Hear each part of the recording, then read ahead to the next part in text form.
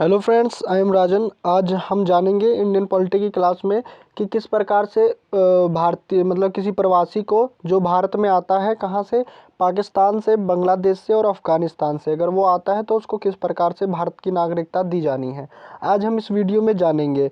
तो देखिए, 1955 में एक अधिनियम आया था जिसका नाम था नागरिकता अधिनियम। इस अधिनियम में हम उसमें बताया गया था कि किस प्रकार से जो दूसरे देश से आने वाले नागरिक हैं उनको कैसे नागरिकता देनी है।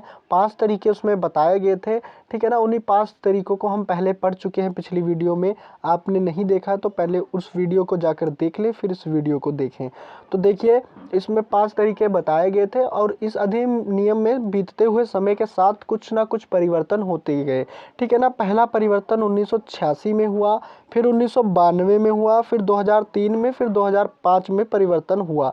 अब 2019 में इसमें परिवर्तन हुआ। इसमें बताया गया कि अगर कोई व्यक्ति मतलब भारत में आता है, कहाँ से आता है, पाकिस्तान से आए या फिर बांग्लादेश से आए या फिर अफ़गानिस्तान से आए, तो उसको किस प्रकार से भारत की नागरिकता दी जानी चाहिए, ठीक है ना। तो ये बताया गया नागरिकता संशोधन अधिनियम 2019 में, ठीक है ना। तो ये क्या था, एक प्रकार का माइग्रेंट्स को किस प्रकार से नागरिकता देनी है, यानी कि become a citizen of India, यानी किस प्रकार से माइग्रेंट क्या बन सकते हैं, नागरिक बन सकते हैं भारत के, और किस तरीके से बन सकते हैं इसमें ये बताया गया है। और बताया गया है किस प्रकार से वो अपनी नागरिकता लॉस कर सकते हैं, यानी कि खो सकते हैं, ठीक है ना। अब देखिए, इसमें क्या था, हमने बताया, इसमें कहा गया कि लीगल माइग्रेंट्स क्या होते हैं, जो ऐसे ऐसे व्यक्ति जो भारत में आ गए हों बिना किसी पासपोर्ट के, या फिर पासपोर्ट के बिना आ गए हों पहला, वो तब वो लीगल माइग्रेंट्स कहलाएंगे। या फिर उनका पासपोर्ट, अगर 1 साल की उनके पासपोर्ट की वैलिडिटी थी और वो भारत में आके 1 साल से अधिक समय के लिए रुक गए हों, ठीक है ना, तो वो क्या कहलाएंगे, लीगल माइग्रेंट, इलीगल माइग्रेंट कहलाएंगे, ठीक है ना। अब वो क्यों रुकेंगे, क्योंकि उनको वो भारत में रहना चाहते हैं और वो पाकिस्तान और बांग्लादेश और अफ़गानिस्तान से क्या हो, भाग कर आए हों, ठीक है ना। वो अब बताओ पाकिस्तान और बांग्लादेश और अफ़गानिस्तान में क्यों नहीं रहना चाहते। तो देखिए, सुनिए, वहाँ पर क्या थे, 2 तरीके की जातियाँ थी। एक का नाम था माइनॉरिटी और एक का नाम क्या है, मेजॉरिटी, ठीक है ना। माइनॉरिटी का मीन्स क्या है, अल्पसंख्यक, ऐसी जातियां जिनके लोगों की संख्या बहुत ही कम होती है किसी देश में, तो उसको अल्पसंख्यक कहा जाता है।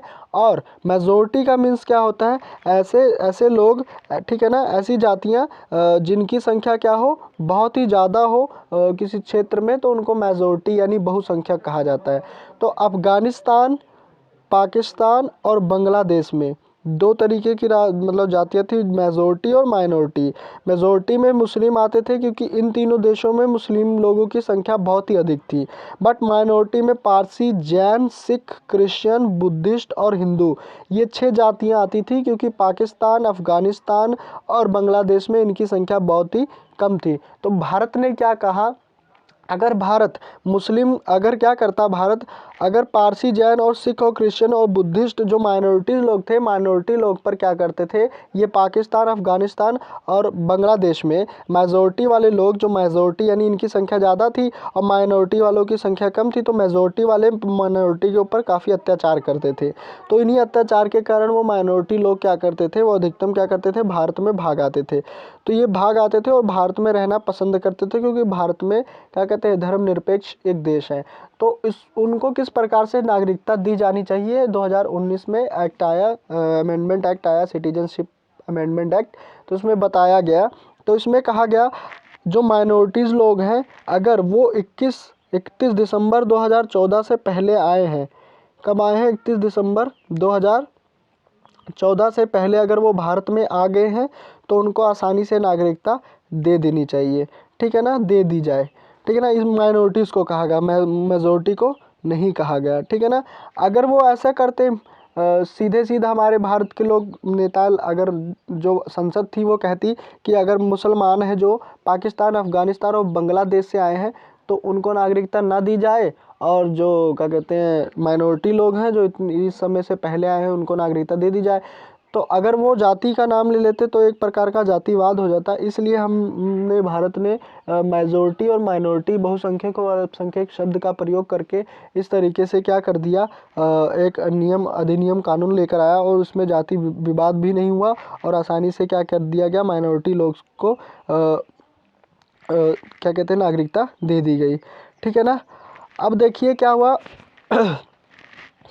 अब कुछ शब्द हैं उसके बारे में हम जानेंगे। देखिए एनआरआई क्या होता है। एनआरआई का मीन्स होता है नॉन रेजिडेंट इंडियन। ऐसे व्यक्ति जो क्या हो, अपना भारत छोड़ के क्या करने गए हों, दूसरे देश में गए हों, फॉरेन कंट्री में गए हों और वो रुक गए हों 6 मंथ से अपर, 6 महीने से अधिक समय के लिए वो क्या करने गए हों, भारत में गए हों और वहाँ पर वो रुक गए हों, रहने लगे हों 6 मंथ से ज़्यादा समय के लिए, तो उनको एनआरआई कहा जाएगा। ठीक है ना। ऐसे व्यक्ति क्या करते हैं, दूसरे देश में कमाने जाते हैं या फिर पढ़ने के लिए जाते हैं या फिर घूमने के लिए जाते हैं, तो ऐसे व्यक्ति को एनआरआई कहा जाता है। ठीक है ना। तो एनआरआई बहुत ही अच्छे होते हैं, वो कमा कमा कर पैसे भारत में भेजते हैं। कनाडा में आप जाएंगे तो वहाँ पे सिख लोग आपको बहुत ही ज़्यादा मिलेंगे। ठीक है ना। फिर उसके बाद देखिए 55 लाख लगभग सिख हैं वहाँ पे कनाडा में। फिर उसके बाद देखिए पीआईओ, सॉरी यहाँ पे पीआईओ होना चाहिए।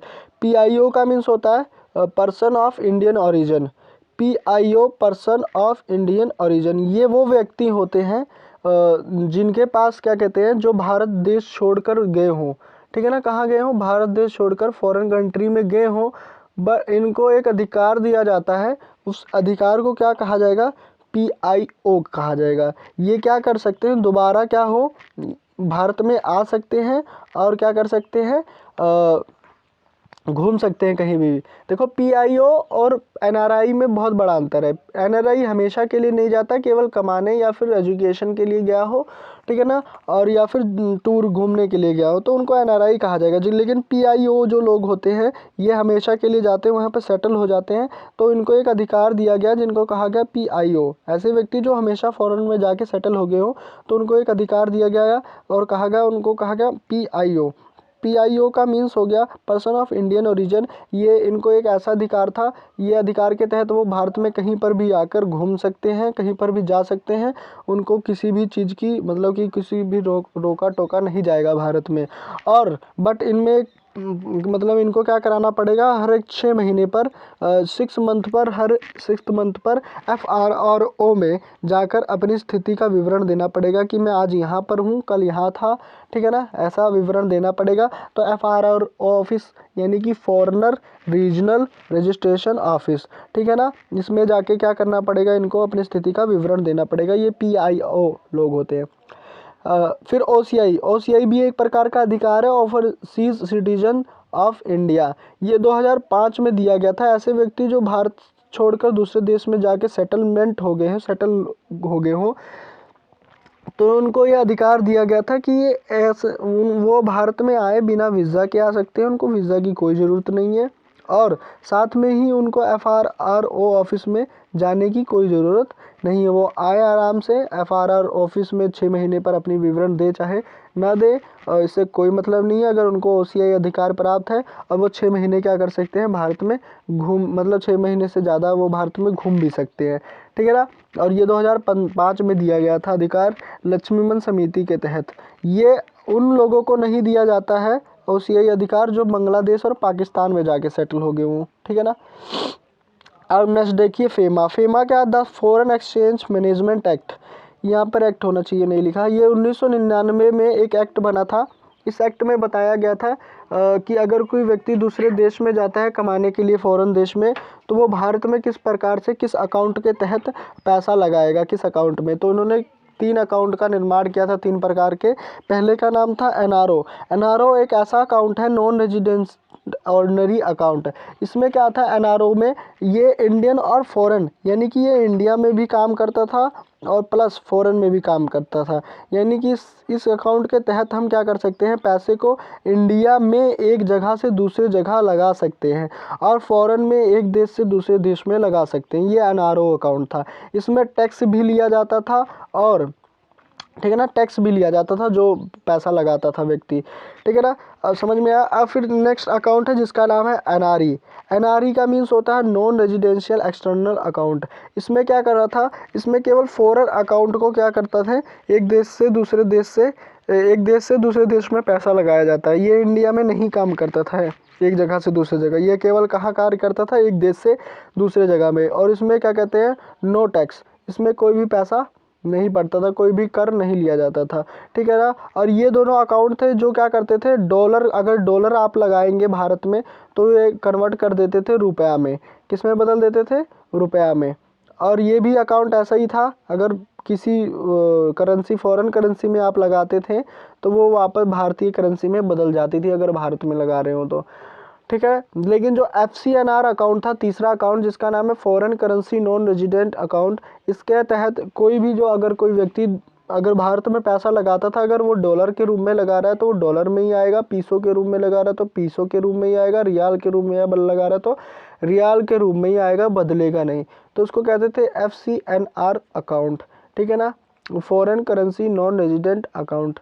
अगर आपको ये हमारी वीडियो अच्छी लगी हो तो इसे सब्सक्राइब करें हमारे चैनल को और इसे लाइक करिएगा। धन्यवाद इसी तरह की वीडियो देखने के लिए।